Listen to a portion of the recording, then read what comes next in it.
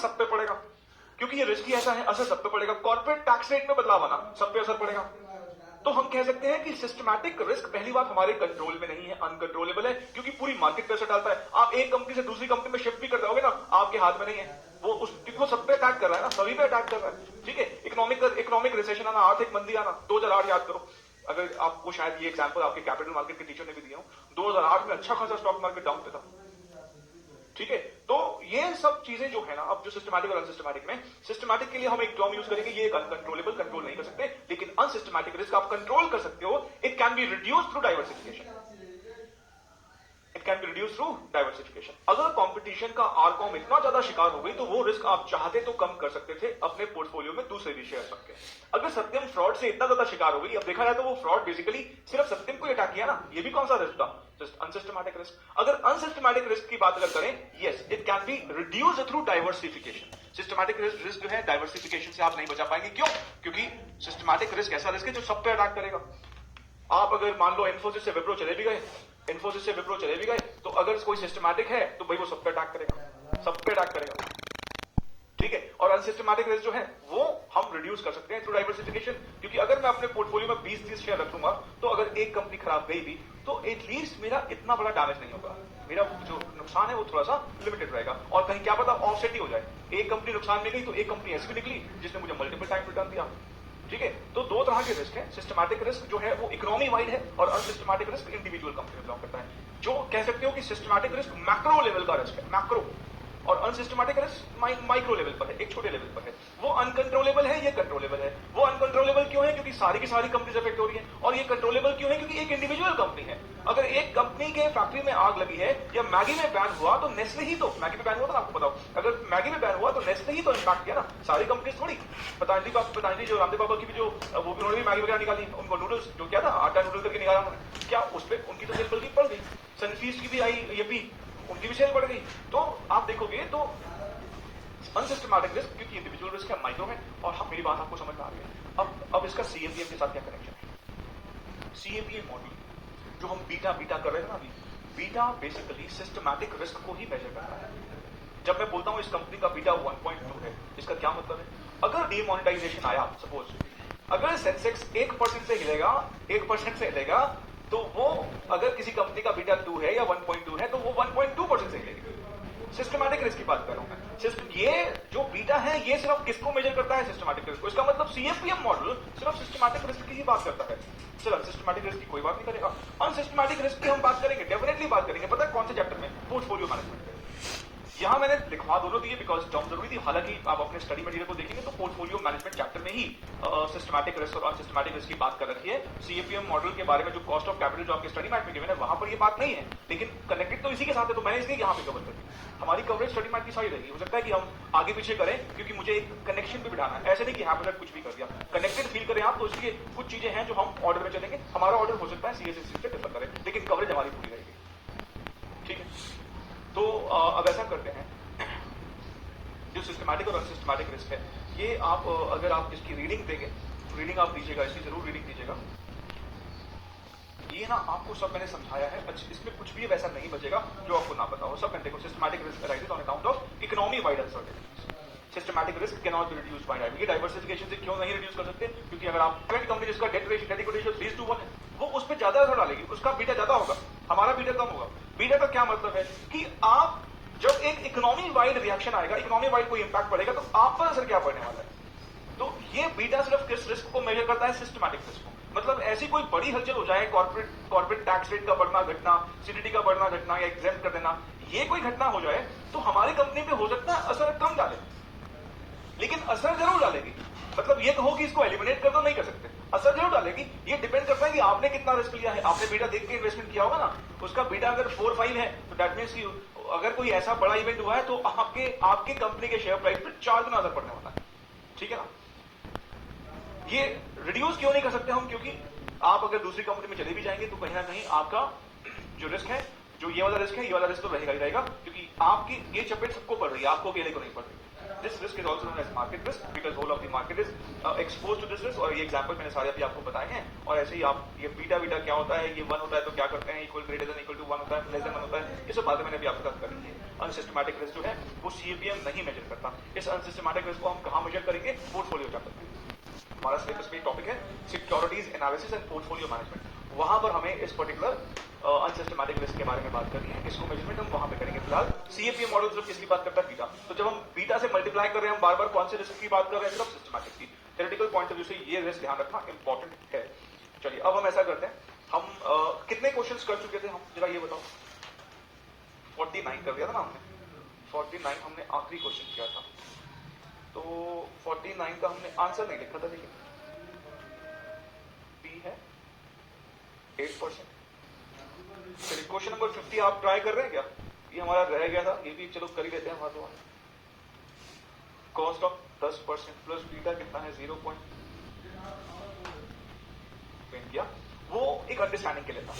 हालांकि हमारे इंस्टीट्यूट ने जो थियरी लिखी है, बिकॉज ना उस पर MCQ आएंगे और हमारा इंस्टीट्यूट ध्यान रखना स्टडी मैट की लैंग्वेज यूज करेगा for the purpose of MCQ. तो बुक में वैसी डली हुई है, आप उसको रीड करना, मैं उसको एक्सप्लेन कर दूंगा और उसको समराइज फॉर्म में मैंने आपके लिए यहाँ पर ये लिख दिया है. आप इसको नोट करना, फिर मैं इसको भी एक्सप्लेन करता हूँ. हमारे इंस्टीट्यूट ने स्टडी, मैंने ऊपर लिख दिया स्टडी मैथ, और this theory is relevant for MCQ. और इसकी थोड़ी सी डिटेलिंग कहां पर है? बुक में है. आप जिस मैंने आपको पहले बोला, मैं थियरी क्लास में डिस्कस कर रहा हूं. मैं समराइज में ऑफकोर्स मैं पूरा लिखाऊंगा तो बहुत टाइम लगेगा. वैसे ही हमारा सिलेबस ज्यादा है. तो जो थियरी है आपको रीडिंग कहां से देनी है? बुक में से लिखवाऊंगा. मैं डिस्कस मैं करूंगा, सारी बातें मैं करूंगा, बस एक बार रीडिंग जरूर देनी है. और कई बच्चे मुझसे पूछते सर थियरी कैसे? अरे रीडिंग देनी है आपको. वो आपको बोर रहता है, अब लिख के थोड़ी आने एग्जाम. बस आपके दिमाग में सारे कॉन्सेप्ट रिटेन रहे. सामने कुछ लिख के आ दो तो मैं प्रॉपर कीवर्ड लिखता हूं. इसी के ऊपर MCQs बनने के ज्यादा चांसेस रहते हैं. जैसे ये अनकंट्रोलेबल है, ये कंट्रोलेबल है, ये मैक्रो है, ये माइक्रो है. एग्जांपल्स दिए हुए हमारे इंस्टीट्यूट ने ये 3, और ऐसे यहाँ पर भी कुछ एग्जांपल दिए हुए हैं. ऐसे ये नॉन डाइवर्सिफाइबल है, ये डाइवर्सिफाइबल. नॉन डाइवर्सिफाइबल मतलब आप अगर किसी और कंपनी में चले भी जाएंगे तो भाई वो कॉन्सेप्ट रहने वाला, क्योंकि अटैक तो आप पर भी होगा. अटैक तो आप पर भी होगा, डेफिनेट सी बात है. ठीक है, चलिए इसको आप ये लो, मैं इस पर आपको दे रहा हूँ टाइम, इसको नोट कर लो, फिर मैं इस पर बात करता हूँ.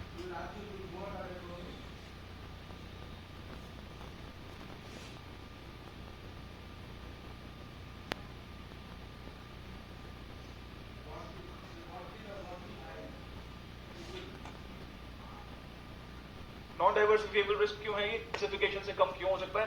क्योंकि अगर CCD के साथ कुछ हुआ है, सत्यम के साथ कुछ हुआ है, या फिर किंगफिशर के साथ कुछ हुआ था बहुत पहले, या अभी जेट एयरवेज के साथ कुछ हुआ है, तो ये ऐसे तो निकलेगी कंपनी जो कोई ना कोई एक प्रॉब्लम होगी, और अगर बेनिफिट ऑफ होगी आपका उन्होंने बता दिया ही कहीं ना कहीं तो आपकी कहीं ना कहीं उस पर उसकी लपेट में आओगे और पक्का आओगे. तो ये रिस्क नहीं रुपयों में कम चीज खरीद पा रहे हैं. एक चीज 100 से 110 हो गई. अब आपके पास अगर पहले 110 रुपए थे तो 10 रुपए बचते थे, अब वो पूरे 110 रुपए खर्च जाते हैं. इन्फ्लेशन का क्या मतलब है? आपकी परचेजिंग पावर रिड्यूस हो जाती है. आप सेम पैसे से कम सामान खरीद पाते हो. अगर इन्फ्लेशन होता है ना इकोनॉमी में, तो एक इंसान के पास डिस्पोजेबल इनकम कम बचती है, सरप्लस इनकम कम बचती है, और सरप्लस इनकम कम बचती है और इन्फ्लेशन बढ़ता जा रहा है, तो उसकी जो बेसिक बिल्स है वो कहीं ना कहीं ज्यादा पैसा खा जाएंगे. उसके पास डिस्पोजेबल या सरप्लस इनकम कम बचेगी, और सरप्लस इनकम कम बचेगी तो जो चीजें वो करता था जो इकोनॉमी को बूस्ट करने के लिए जरूरी थी, जिसे मैं कंजम्पशन बोलता हूं, वो कंजम्पशन को डेफिनेटली रिड्यूस. मतलब कंजम्पशन कौन सी? मोबाइल फोन की, टेलीफोन की, होटल अगर कोई वेकेशन जा रहा है उस चीज की, और कितने सारी नेसेसिटीज है लाइफ की, वो सबकी सब पे कहीं ना कहीं वो कर्टेल करने की कोशिश करेगा. और सारा खेल ही कंजम्पशन का है. आपकी कंजम्पशन लेकिन किसी और की इनकम नहीं. आपकी कंजम्पशन भले ही है लेकिन किसी और की इनकम. आप सोच रहे थे इस बार दिवाली पे व्हाइट वॉश कराओगे, पर डिस्पोजेबल इनकम कम हुई तो व्हाइट वॉश का आपने प्लान थोड़ा सा पोस्टपोन या ड्रॉप कर दिया. कहा चलो अगली दिवाली पे कराएंगे, एशियन पेंट्स की सेल खत्म हो गई. समझ पा रहे हो मेरी बात? तो ये जो इन्फ्लेशन है ये भी कहीं ना कहीं स्टॉक मार्केट पे असर डालता है, और सारी इंडस्ट्री पे कहीं ना कहीं असर डालता है. इसलिए ये भी एक मैक्रो लेवल का रिस्क है, मतलब सिस्टमैटिक रिस्क है. अब आ जाओ यहाँ पर. अब अगर आप देखोगे ये 2 तरह के रिस्क है. बिजनेस रिस्क या लिक्विडिटी रिस्क बोला गया है, और दूसरा फाइनेंशियल या क्रेडिट रिस्क. देखो, आप अगर किसी ऐसी कंपनी में पैसा लगा रहे हो जिसकी उधारी बहुत ज्यादा है, आपको पता है इसकी उधारी बहुत ज्यादा है, तो बहुत कुछ हो सकता है. चाहते हो कि मुकेश अंबानी को भी क्लैरिफिकेशन देना पड़ गया. अभी रिसेंटली अभी अपनी जो एजीएम में उन्होंने क्लैरिफिकेशन दिया कि हम अपना डेट कम करना चाह रहे हैं. इतना ज्यादा डेट, इतना जबरदस्त पैसा लगा देते हैं किसी भी बिजनेस में, तो कहां से आएगा? इंटरनल अप्रूवल्स मांगा होंगे, लेकिन उधारी बहुत ज्यादा बढ़ गई, डेट बहुत ज्यादा बढ़ गया. लोग थोड़ा सा आप देखने लगे कि यार इसमें इन्वेस्टमेंट करूं भी कि ना करूं, क्योंकि अगर डेट बहुत ज्यादा हो जाता है ना, तो date is equal to death. ये तो मैंने CCD के बारे में बताया. बहुत ज्यादा डेट समझ लो डेथ की तरफ ही जा रहे हैं. उधारी बहुत ज्यादा नहीं. बिजनेस को एक्सपैंड उतना करो जितना संभाल सको, मतलब उतनी ही चादर फैलाओ जितनी संभल सके, जितनी आपके पास, मतलब चादर उतनी फैलाओ जितना समझ गए ना मैं कौन सी वाली बात कर रहा हूं? हाँ, तो क्रेडिट रिस्क या फाइनेंशियल रिस्क बेसिकली कब आता है? जब आप ऐसी कंपनी में इन्वेस्टमेंट कर रहे हो जिसका डेट बहुत ज्यादा है। तभी पता है इन्वेस्टमेंट करने से पहले ये भी जरूर देखना चाहिए कि इस कंपनी की कहीं उधारी बहुत ज्यादा तो नहीं है। ज्यादा डेट इक्विटी रेशियो वाले जिनकी एडवर्स होती है, लोग इन्वेस्टमेंट करना नहीं पसंद करते। अगर आप देखो ना, ज्यादा उधारी के शिकार कौन? इंडिविजुअल कंपनी तो शिकार हुई ना। आरकॉम उधारी की तो शिकार थी, वीडियोकॉन उधारी की शिकार थी, मतलब जो इंसॉल्वेंसी एंड बैंक्रप्सी कोर्ट में रेफर कर दिए गए। ये सारे किसके शिकार है? उधार की तो शिकार है। जेपी इंफ्राटेक उधार, सीसीडी का भी देखोगे एक्सेसिव डेट था, तभी वो तो इतना ज्यादा सर पे चढ़ गया, वो सुसाइड करना पड़ गया। कितने डेट जो है वो बहुत ज्यादा ठीक बात नहीं है। डेट एक लिमिट तक चलता है, मानते हैं एक लिमिट तक बिजनेस को बढ़ाना है, ठीक है, एक लिमिट तक ठीक है, लेकिन माइंडलेस एक क्रेडिट लेना, माइंडलेस एक्सपेंशन के लिए आप मतलब अंधाधुंध कुछ भी उधार लिए जा रहे हैं। आपकी क्रेडिबिलिटी ज्यादा है तो कुछ भी लिए जा रहे हैं। मुकेश अंबानी को ये बात पता थी और इस रीजन से ना शेयर प्राइस गिर रहा था पीछे। ये तो अभी अनाउंसमेंट करी तो आप पता नहीं शेयर प्राइस और जियो की परफॉर्मेंस वगैरह सब देखते हुए शेयर प्राइस वापस ऊपर जाना बहुत ज्यादा चला गया। लेकिन एक बात ये है कि ये रिस्क इतना भयानक है, कल को नहीं पता कि मुकेश अंबानी की कंपनी में भी वैसा डाल दे। अनिल अंबानी की कंपनियां तो कहीं ना कहीं इसी रीजन से ही तो बर्बाद हुई है। सारी कंपनीज में एक्सेसिव डेट था, उधारी बहुत, और अगर आप एक्सेसिव डेट ले रहे हैं तो ये आप ही की कंपनी को देखो। इंटरेस्ट रेट तो आरबीआई चेंज करेगी तो सब पे असर पड़ेगा, लेकिन आपकी अगर इंडिविजुअली उधारी बहुत ज्यादा है तो आप पे तो ऑफकोर्स दुगना असर पड़ेगा। अगर इंटरेस्ट रेट आपके अगेंस्ट गए तो दो तरह के रिस्क है। एक, आपकी उधारी ज्यादा थी तो अगर आप कहीं डिफॉल्ट कर गए तो इंसॉल्वेंसी एंड बैंक्रप्सी कोर्ट के चलते आपको ले जाएंगे एनसीएलटी। उधारी ज्यादा की वजह से सिर्फ आप ही गए ना, सब थोड़ी गए। मान लो इंटरेस्ट रेट आरबीआई ने बढ़ा दिया तो आपकी प्रॉफिटेबिलिटी पे असर पड़ेगा, और उस प्रॉफिटेबिलिटी के असर पड़ने की वजह से अब सारे के सारे थोड़ी एनसीएलटी जाएंगे। आपकी उधारी बहुत ज्यादा थी, उधारी ज्यादा होने की वजह से आपका इंटरेस्ट बहुत ज्यादा था, इंटरेस्ट बहुत ज्यादा था, आपने डिफॉल्ट कर दिया, आपका क्रेडिटर ले गया आपको, चलो एनसीएलटी चलते हैं, फाइल करवा दिया आपको NCLT, insolvency and bankruptcy court में, आईबीसी में। अब एक बात है, इंटरेस्ट रेट रिस्क और ये क्रेडिट रिस्क अलग अलग है। इंटरेस्ट रेट रिस्क मतलब आरबीआई जब चेंज करेगी तो सब पे असर डालेगी, तो क्योंकि आपकी उधारी ज्यादा थी तो आप पे इतना ज्यादा असर डाला कि आपको तो इंसॉल्वेंसी जाना पड़ गया, आपको तो इंसॉल्वेंसी एंड बैंक्रप्सी कोर्ट के चलते एनसीएलटी जाना पड़ेगा। तो क्रेडिट रिस्क अगर आपके पास मतलब अगर उधारी बहुत ज्यादा है तो वो आप पे असर ज्यादा डालेगी, और वो आपका इंडिविजुअल रिस्क है। किसी का मॉडरेट लेवरेज है, मॉडरेट लेवरेज मतलब मॉडरेट उधार दे रखा है तो कोई दिक्कत नहीं, कम उधार है तो बिल्कुल दिक्कत नहीं, लेकिन अगर उधार बहुत ज्यादा है तभी भी अगर कोई इन्वेस्टमेंट करता है किसी भी शेयर में तो ये एक बड़ा इंपॉर्टेंट फैक्टर है कि इसका डेट कितना है बैलेंस शीट में, ठीक है। तो जब मैं मुकेश अंबानी जी की बात कर रहा था, अभी रिसेंटली उन्होंने बहुत सारे कंपनीज में अपना स्टेक सेल करने का सोचा है। अभी वो ऑयल का भी स्टेक बेच रहे हैं वहां पर। वो क्यों सब कर रहे हैं ऐसा? क्योंकि वो जो स्टेक सेल करके पैसा आएगा उस पैसे से डेट चुकाएंगे, और ये उन्होंने बोला था कि हम अगले कुछ सालों में डेट फ्री होना चाहते हैं, तब जाके उनका प्राइस ऑफकोर्स बढ़ा, एक अनाउंसमेंट से बढ़ा, लेकिन अब वो कैसे होगा कब होगा वो तो आगे की बात है। लेकिन स्टॉक मार्केट का नेचर कैसा है, अनाउंसमेंट पे मूव करना शुरू कर देती है, एक इंसान के वर्ड्स पे ही मूव करना शुरू कर देती है। चलिए, और उसके बाद है बिजनेस या लिक्विडिटी रिस्क। देखो, अभी जैसे मैंने कहा सीसीडी के जो ओनर की सुसाइड की वजह से मार्केट प्राइस नीचे आया, 60% क्रैश किया। क्यों क्रैश किया? क्योंकि लोगों ने बेचना शुरू कर दिया। एक शेयर में ना एक लिक्विडिटी होती है, और लिक्विडिटी कहां से आती है? क्योंकि वो स्टॉक लिस्टेड होता है। लिस्टेड होता है तो आप जब चाहे बेचे, जब चाहे खरीदे, और क्योंकि ये खरीदने बेचने की आजादी है ना, इसलिए जब सेलर ज्यादा हो जाते हैं ना, तो सेलर ज्यादा हो जाते हैं, प्राइस नीचे आता है। तो एक कोई भी नेगेटिव न्यूज जो है, क्योंकि लिक्विडिटी होती है, लिक्विडिटी होने की वजह से अगर कोई प्राइवेट मान लो कंपनी है, 6-7 ओनर है सिर्फ, वहां पे कोई बैड न्यूज से क्या इतना फर्क पड़ेगा? नहीं पड़ेगा। यहां पे क्यों फर्क पड़ रहा है किसी भी बैड न्यूज से? क्योंकि वो लिक्विडिटी है ना उस शेयर में, स्टॉक मार्केट में लिस्टेड है, और लिस्टेड होने की वजह से लोग जब बहुत ज्यादा बेचने के लिए आ जाते हैं तो शेयर प्राइस नीचे आता है, बहुत ज्यादा लोग खरीदने के लिए आ जाते हैं तो शेयर प्राइस ऊपर चले जाता है। लिक्विडिटी की वजह से ये सब हो रहा है, और लिक्विडिटी की वजह से हो रहा है मतलब ये कि कोई भी पॉजिटिव या नेगेटिव न्यूज जो होती है ना, वो उस पर्टिकुलर शेयर को ही असर डालेगी। जैसे मैं कई बार आपको इलेक्ट्रिक व्हीकल्स की बात करता हूं, ठीक है।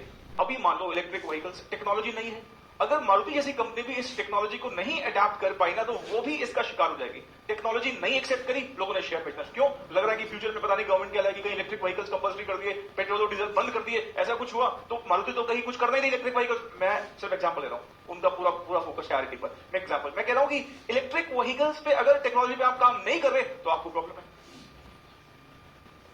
अब जैसे 4G चल रहा है अभी, ठीक है, 4G हो गया, अभी तो जो बाकी के प्लेयर्स हैं, रिलायंस तो ऑलमोस्ट सारा 4G में कन्वर्जन कर दिया, लेकिन अभी जो बाकी के प्लेयर हैं अभी इतना अपडेटेड नहीं है। मुकेश अंबानी तो 5G पे भी काम करना शुरू कर दिया है। अब सोचो, अगर अभी से आप 5G पे काम नहीं कर रहे तो उस वाली कंपनी का तो आगे भी बुरा हाल होने वाला है। टेक्नोलॉजी में चेंज आने का आपका पुनः की बात है तो एकदम से बहुत तो आपको टेम्पलेशन नेगेटिव न्यूज आपके शेयर को चलो, अब आप ऐसा करना, जो मैंने आपको पिछली क्लास में ना ये CAPM लिखवाया था ना, इसके आगे कहीं लिख लो। मैंने हालांकि मॉडल लिखवाते वक्त लिखवाया भी था आपको, हमारा इंस्टीट्यूट बोलता है भाई ये सबसे ज्यादा पॉपुलर मॉडल है। आपको याद होगा, मैंने लिखवाया भी था शायद, पता नहीं आपको याद है कि नहीं। रुको एक मिनट, तो आप चाहो तो लिख लो पॉपुलर मॉडल चारों में से, ये हमारा इंस्टीट्यूट बोलता है, और हाँ है भी, पॉपुलर भी है। तो आपको बस ध्यान रखना है कि एग्जाम में अगर इस पर कोई एमसीक्यू आ जाए, क्योंकि ना हमारे इंस्टीट्यूट ने दे रखा है, किसमें बता दिया हुआ ये हमारे इंस्टीट्यूट ने ये जो एमसीक्यू है ना, टेस्ट पेपर जो सैंपल पेपर में बताया था आया था, उस सैंपल पेपर में है। ठीक है, हाँ मुझे हमने 50 तक कर दिया था। कंट्रोलेबल होता है, डाइवर्सिफिकेशन से कंट्रोल चाहे तो कर सकते।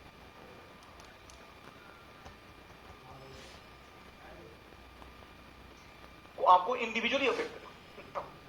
हमारा इंस्टीट्यूट बोलता है भाई ये सबसे ज्यादा पॉपुलर मॉडल है। याद है मैंने लिखवाया था, सीएपीएम सबसे ज्यादा पॉपुलर अप्रोच है, सबसे ज्यादा पॉपुलर अप्रोच है। तो आप चाहो तो लिख लो, इंस्टीट्यूट ने दे रखा है, किसमें बता, ठीक है पढ़े आप। सिस्टमैटिक रिस्क इज कंट्रोलेबल की अनकंट्रोलेबल। सिस्टमैटिक रिस्क क्या कोई अनकंट्रोल कर सकता है? नहीं। गवर्नमेंट अगर चेंज लाएगी तो कोई किसी का जोर नहीं चलता। B uncontrollable. 52 systematic risk macro होता है कि माइक्रो होता है? सब नेचर का है। 55 कहता है इसमें से कौन सा एग्जाम्पल सिस्टमैटिक रिस्क का है? बिजनेस रिस्क या क्रेडिट रिस्क? ये तो अनसिस्टमैटिक रिस्क है। इंटरेस्ट रेट रिस्क ये हमारा सिस्टमैटिक रिस्क का एग्जाम्पल है। 56 विच of the following is an example of unsystematic? दो ही एग्जाम्पल होते हैं, कौन कौन से? बिजनेस या लिक्विड रिस्क या क्रेडिट और फाइनेंशियल रिस्क। तो both A and B. 57 which of the following is an example of systematic risk? Market risk भी होता है, हाँ। परचेजिंग पावर रिस्क भी होता है, हाँ। इंटरेस्ट रेट रिस्क भी होता है, हाँ जी हाँ होता है। D all of the above. Which of the following risk is measured by beta? कहता बताओ इसमें से कौन सा रिस्क बीटा मेजर करता है? मैंने आपको बताया क्या बीटा सिर्फ किसको देखता है? सिस्टमैटिक रिस्क को देखता है। अनसिस्टमैटिक रिस्क को हम कवर करेंगे, लेकिन कौन से चैप्टर में? Securities analysis and portfolio management में। Which of the following risk is measured by beta? A systematic risk. 59 which of the following is the most popular method for estimating the cost? देखो ये sample paper का question है। कहता बताओ इसमें से सबसे ज्यादा पॉपुलर कौन सा मॉडल है? Capital asset pricing model. कहता है कि सीएपीएम अकाउंट्स फॉर, सीएपीएम किसको कंसिडर करता है? सीएपीएम मतलब बीटा की बात, बीटा किसको कंसिडर करता है? सिस्टमैटिक की अनसिस्टमैटिक की? दोनों। सिस्टमैटिक रिस्क को कंसिडर करता है वो। 61 कंसिडर करता है। As you increase the number of stocks in the portfolio, systematic risk, ध्यान रखना systematic risk, अगर मैं पोर्टफोलियो में ज्यादा शेयर ले आऊंगा मतलब मैं डाइवर्सिफिकेशन कर रहा हूं। अगर मैं पोर्टफोलियो में ज्यादा शेयर लाता हूं तो मैं डाइवर्सिफिकेशन कर रहा हूं। क्या मैं डाइवर्सिफिकेशन से सिस्टमैटिक रिस्क को चेंज कर सकता हूं? नहीं। कौन सा रिस्क चेंज हो जाएगा? कौन सा रिस्क कम हो जाएगा? अनसिस्टमैटिक कम हो जाएगा, लेकिन सिस्टमैटिक रिस्क में कोई असर नहीं पड़ने वाला है। इसका मतलब इट विल रिमेन कांस्टेंट, क्योंकि मैं अगर किसी भी शेयर में जाऊंगा डीमोनेटाइजेशन सब पर असर डालेगा। वो मेरे ऐसा नहीं कि किसी को बखेगा, सब पर असर डालेगा। ऐसा कोई भी रिस्क जो सब पर असर डालता है उसे सिस्टमैटिक बोलते हैं। इसका मतलब कह सकते हैं कि इट विल रिमेन कांस्टेंट, इसका असर कम नहीं हो जाएगा। हाँ, मैं अगर सत्यम में अकेले पैसे लगाऊं और मैं 6 शेयर में और लगाऊं तो सत्यम अगर खराब हो भी गया, मेरा नुकसान हो भी गया, तो मेरा नुकसान ओवरऑल कम हो जाएगा ना, क्योंकि मेरे पैसे डिवाइड हो गए। जहां मेरे मान लो एक ही शेयर पे 10 लाख लगा था, अब मैंने 10 शेयर में लगाए, 10 शेयर में 1-1 लाख लगाए, तो मेरा 1 ही लाख खराब होगा ना, मेरे 9 लाख तो बच जाएंगे ना फिर भी कहीं ना कहीं। 62 systematic risk is non diversifiable risk. 63 unsystematic risk is diversifiable risk. ये सारे एमसीक्यूज हैं, इस तरह के एमसीक्यूज एग्जाम में डेफिनेटली आ सकते हैं। इसको एक बार आप देख लीजिए, फिर हम बढ़े आगे।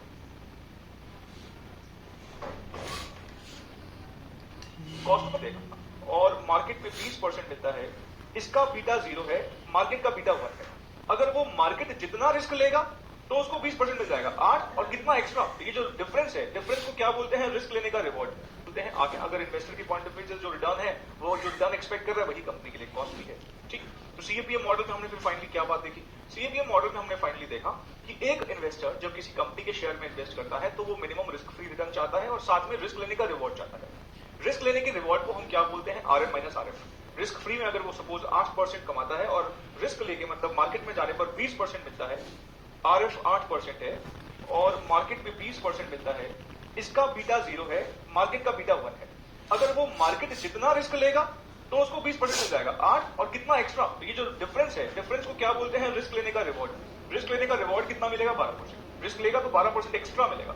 ये एक बीटा जो है ये मार्केट का 1 होता है। अगर मैं 1 यूनिट का रिस्क लेता हूं तो मुझे 12% का रिवॉर्ड मिलने वाला है। लेकिन मैंने बताया स्टॉक मार्केट में तो बहुत सारी कंपनीज लिस्टेड है, तो मैं ऐसा भी तो पॉसिबल है कि मैं ऐसे शेयर में इन्वेस्टमेंट करता हूं तो जो ओवरऑल मार्केट से भी बहुत ज्यादा रिस्की है। सिर्फ दो का बीटा हो, 3 का बीटा हो, तो मुझे रिवॉर्ड भी रिकॉर्डिंग ही चाहिए। और अगर मैं ऐसे शेयर में इन्वेस्टमेंट करूंगा जिसका बीटा बीच में है, तो मेरा रिवॉर्ड 8 से ज्यादा होगा लेकिन 20 से कम होगा। और मैं अगर बिल्कुल रिस्क नहीं लूंगा तो मुझे इतना मिलेगा, मार्केट जितना लूंगा तो इतना मिलेगा, मार्केट से ज्यादा रिस्क लूंगा तो ज्यादा मिलेगा, मार्केट से कम रिस्क लूंगा तो कम मिलेगा। सीधी सीधी बात है। तो बीटा मल्टीप्लाई का RMS RF। लेकिन एक बात ध्यान रहे, CAPM मॉडल मतलब बीटा जो है वो रिस्क कंप्यूट करता है, रिस्क कंसिडर करता है, लेकिन कौन सा रिस्क कंसिडर करता है? सिर्फ systematic risk. Unsystematic risk CAPM नहीं कंसिडर करता। ये MCQ जो हमने अभी किया क्वेश्चन नंबर 60, बहुत ये 3 MCQ बढ़िया से टिक मार लेना, सैंपल पेपर के हैं, तीनों बहुत इंपॉर्टेंट MCQ हैं। कैपिटल एसेट प्राइवेट डिस्कस किया था हमने। CAPM accounts for, CAPM systematic risk cover नहीं करता, अनसिस्टमैटिक रिस्क कवर नहीं करता। CAPM सिर्फ कौन सा रिस्क कवर करता है? सिस्टमैटिक। अनसिस्टमैटिक कहां कवर करेंगे? पोर्टफोलियो मैनेजमेंट करके चैप्टर पढ़ेंगे, वहां पे देखेंगे अनसिस्टमैटिक रिस्क कैसे कंसिडर किया जाता है। सिस्टमैटिक और अनसिस्टमैटिक के डिफरेंस को जरूर देख के जाना उसके, और खासकर जो मैंने अभी कीवर्ड्स लिखे थे और जो बुक में तेरी लिखी है जरूर पढ़ना, वही है relevant examination point of view से। सिस्टमैटिक रिस्क जो होता है वो कंट्रोलेबल नहीं है, अनकंट्रोलेबल है, क्योंकि गवर्नमेंट की पॉलिसीज क्या होंगी, डिमोनेटाइजेशन आएगा नहीं आएगा, GST आएगा, हमारे कंट्रोल में नहीं है, सरकार के हाथ में। ऐसे सारे इवेंट जो ओवरऑल मार्केट को अफेक्ट करते हैं किसी इंडिविजुअल के हाथ में नहीं है, सिस्टमैटिक रिस्क में कवर होते हैं। और अनसिस्टमैटिक रिस्क कंट्रोलेबल है। कंट्रोलेबल कैसे है? आपको नहीं पता कि हालांकि किस कंपनी के साथ क्या होगा, तो आप एक से ज्यादा शेयर में पैसे लगाओगे तो आपका रिस्क डाइवर्सिफाई हो जाएगा। तो अनसिस्टमैटिक रिस्क डाइवर्सिफिएबल रिस्क है और सिस्टमैटिक रिस्क नॉन डाइवर्सिफिएबल है। रीजन बीइंग, आप कहीं भी चले जाओ, कहीं भी चले जाओ, अगर सपोज इंडिया में या कहूं कि सपोज दिल्ली में अर्थक्वेक आया है, तो आप दिल्ली के किस भी कोने में जाओ, अर्थक्वेक से तो आप भी प्रभावित होगे ना। अगर किसी पर्टिकुलर स्टेट में फ्लड आई है तो आप कहीं भी चले जाओ उस स्टेट में, अगर उस एक कैंपस कंपनी लॉ CLC मतलब क्रेडिट रिस्क, L मतलब लिक्विडिटी रिस्क। लिक्विडिटी रिस्क का एक और नाम क्या बताया? Business risk. और दूसरा कौन सा है? फाइनेंस रिस्क या फिर क्रेडिट रिस्क। इस कुछ बातों को प्लीज ध्यान रखना। माइक्रो पता है ना, अनसिस्टमैटिक रिस्क छोटे लेवल पर है, एक कंपनी का माइक्रो, और वो क्या है? मैक्रो। अब फाइनली हम अब अपने लास्ट मॉड्यूल की तरफ चल रहे हैं जो कि बहुत आसान है, 10 मिनट में खत्म हो जाएगा। मैंने कहा ना 2 मॉडल हैं जो सबसे ज्यादा एग्जाम में आने की प्रोबेबिलिटी है, dividend growth model, CAPM model. CAPM model popular model है as well as study math, ठीक है। तो अब हम अपने 4th मॉडल की तरफ चलेंगे। हमारा 4th मॉडल है bond yield plus risk premium approach. बहुत ज्यादा बड़ा मॉडल नहीं है, CAPM से इंस्पायर्ड मॉडल है। लिखो भी इसके बारे में।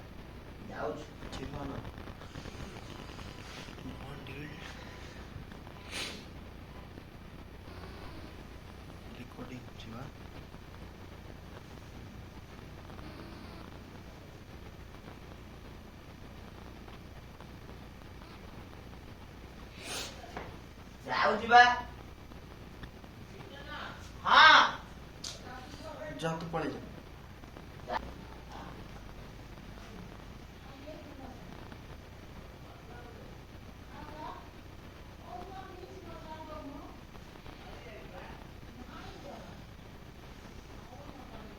इसको नोट करना प्लीज।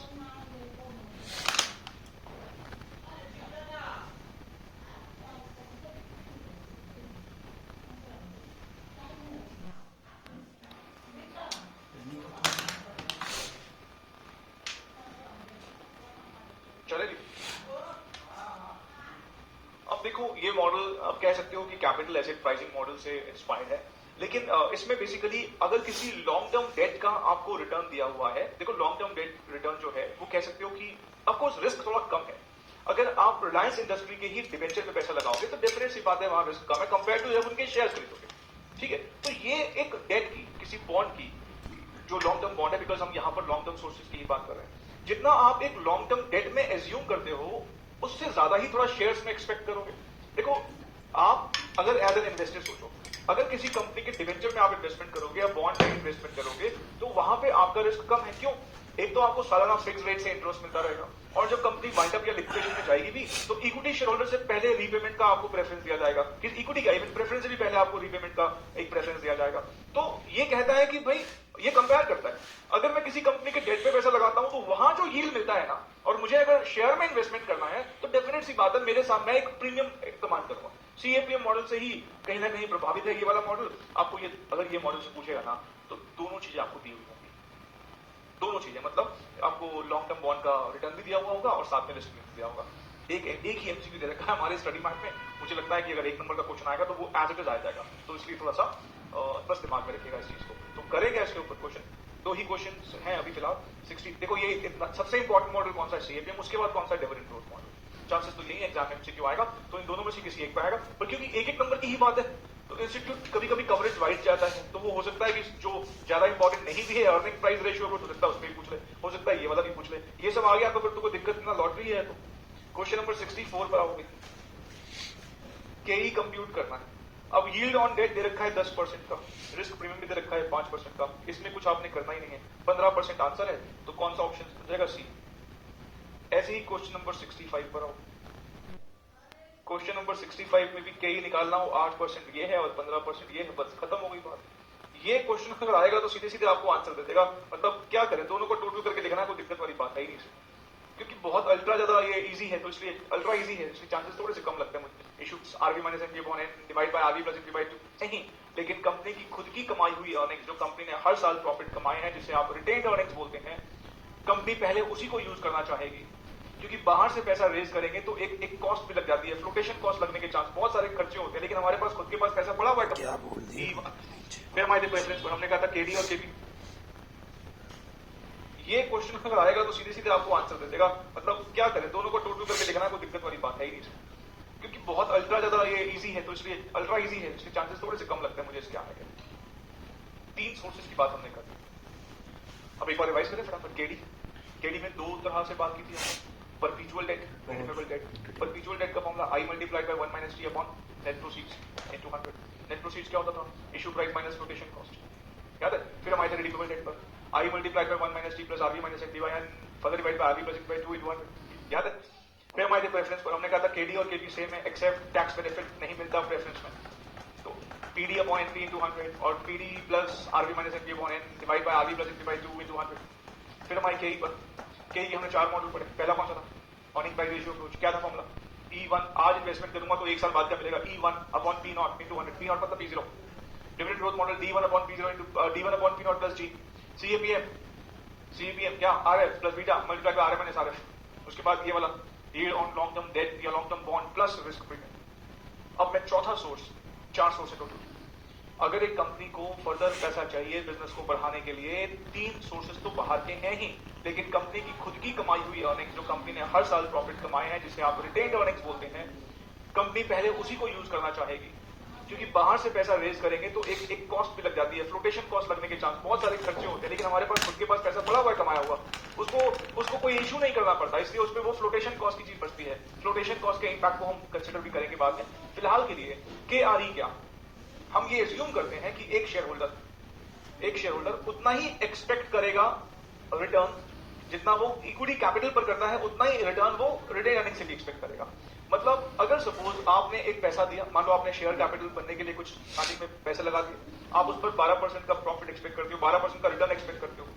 अब अगले साल जब कंपनी ने आपको EPS रिपोर्ट करके सारा आपके हाथ में नहीं दिया, कुछ अपने पास ही रख लिया, तो जो अपने पास रखा, सोचो अगर आपके हाथ में होता तो आप उसको कहीं भी, आपकी एक्सपेक्टेशन 12% की है, अगर वो कंपनी सारा आपके हाथ में डिविडेंड के तौर पे दे देती तो आप फिर आगे लगाते। आप कितने के हिसाब से लगाते, 12% की भी एक्सपेक्टेशन है, 12% के हिसाब से लगाते। तो क्योंकि आप इक्विटी पर 12% एक्सपेक्ट कर रहे हैं और कंपनी अगर आपके लिए कुछ कमाती है और आपके हाथ में देती नहीं, भाई ऐसी कमाई का फायदा क्या, कमाया और दिया नहीं। अगर कमाया और आपके हाथ में नहीं दिया, कंपनी ने अपने पास रख लिया, अब जो अपने पास रखा ना, इस पैसे पर भी मैं एक्सपेक्टेशन रखूंगा। कितने की एक्सपेक्टेशन रखूंगा, सेम 12% की। ऐसा माना जाता है, सीधे सीधे बोले, क्योंकि इक्विटी और रिटेन अर्निंग दोनों इक्विटी को ही बिलोंग करता है, तो उनकी एक्सपेक्टेशन बदलेगी नहीं। अनलेस क्वेश्चन कुछ बोलेगा तो बात ठीक है, लेकिन क्वेश्चन साइलेंट रहता है। अगर क्वेश्चन साइलेंट रहता है तो हम केई को कैलकुलेट एग्जैक्टली वैसे ही, सॉरी KRE को कैलकुलेट, मतलब कॉस्ट ऑफ रिटेन अर्निंग को वैसे ही कैलकुलेट करेंगे जैसे कि कॉस्ट ऑफ इक्विटी को किया था। हाँ, अगर वो मान लो केई और KRE खुद निकाल के बता देता है आपको, कह रहा है कि कॉस्ट ऑफ इक्विटी जो है वो 12% है, लेकिन रिटेन अर्निंग का जो कॉस्ट है वो 11% है, 13% है, ज्यादा कम कुछ भी बताएगा। अगर कुछ बता देगा तो फिर लड़ाई नहीं करनी है। लेकिन अगर क्वेश्चन साइलेंट है तो हम KE और KRE का कॉस्ट सेम एज्यूम करते हैं। मतलब अगर आपने KE निकाल दिया तो हम कह सकते हैं since KE is equal to KRE, KE 9 तो KRE भी 9, KE 10 तो KRE भी 10। मतलब अगर मैं कहूं, सिंपली आपको इन्फॉर्मेशन दे दूंगा, कहूं कॉस्ट ऑफ रिटेन अर्निंग निकालो, तो यही 4 मॉडल जो हमने अभी पढ़े हैं, सेम मॉडल अप्लाई होंगे किसके लिए, कॉस्ट ऑफ रिटेन अर्निंग के लिए। तो हम लिखने को तो लिख लेते हैं। हमने 4 सोर्सेज की कॉस्ट निकाली। पहला सोर्स डेट, प्रेफरेंस, इक्विटी। अब किसकी बात कर रहे हैं? रिटेन अर्निंग, जो कि एग्जैक्टली सेम है किसकी जैसी है? कई के 4 मॉडल, इसके भी 4 मॉडल। कौन कौन से? वही सेम। तो आओ लिख लेते हैं, ये लो हेडिंग डाल दो।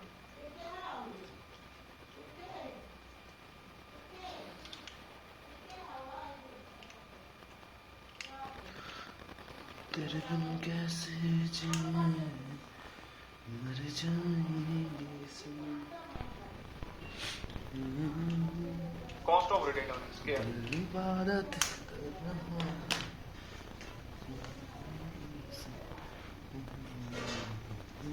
कॉस्ट ऑफ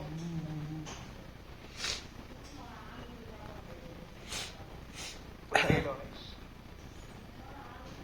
के आ रही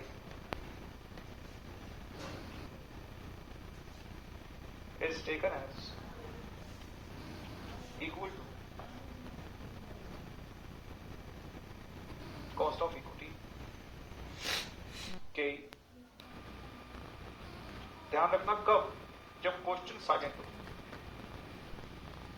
if question is silent.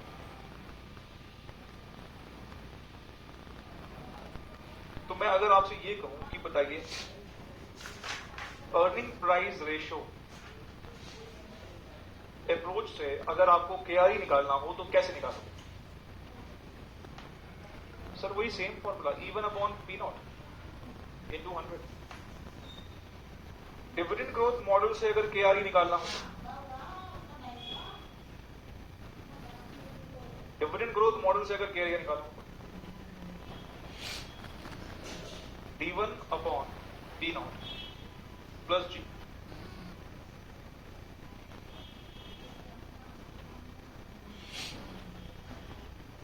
Capital asset pricing model से अगर निकालना हो तो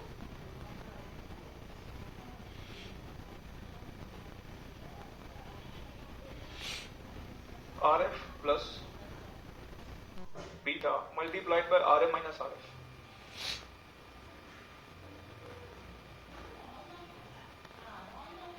फोर्थ कौन सा किया हमने? फोर्थ मॉडल भी बताओ भाई, फोर्थ मॉडल कौन सा पढ़ा हमने? Bond yield plus risk premium approach.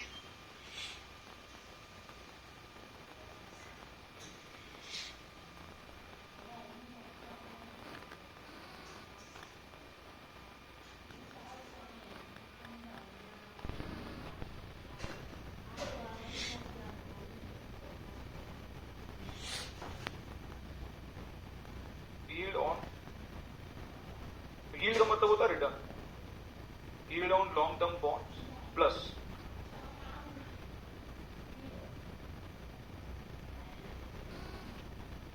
Risk premium. तो हमने अब 4 सोर्सेज की कॉस्ट निकाल दिया। अब हमें एक चाहिए भाई, मैं अब पैसा लगाऊंगा, रिटर्न तो एक ही तरीके का आएगा ना, 15%, 20%, 12%। अब 4 कॉस्ट हो जाएंगी मेरे पास। 4 तरह के कैपिटल स्ट्रक्चर में मेरे पास इंस्ट्रूमेंट्स पड़े हैं, 4 कॉस्ट, मुझे 4 को एक बनाना है। एक मतलब एवरेज निकालो। मतलब अगला कॉन्सेप्ट जो हमारा है ना सीखने का, वो है how to compute weighted average cost of capital. हमें weighted average cost of capital compute करना सीखना है, और ये समझ लो इस चैप्टर की जान है। और प्रैक्टिकल एमसीक्यू चांसेस यही है कि इस जो मैं आप कर रहा हूं, हालांकि सब में आ सकता है, लेकिन weighted average cost of capital जो कि इस टॉपिक का सबसे ज्यादा एक कह सकते हो कि फ्लैगशिप कॉन्सेप्ट है, तो उसमें तो हमें फिर ध्यान देना ही पड़ेगा। तो अब आने वाले पूरे की पूरी डिस्कशन हमारी जो आज की क्लास अब जो बची हुई है अगली क्लास में भी हम WACC प्यार से बुलाते हैं उसको, इस पर बात करेंगे। तो मैं आप पहले लिखवा देता हूं हमेशा की तरह, फिर मैं weighted average cost of capital को एक्सप्लेन करने की कोशिश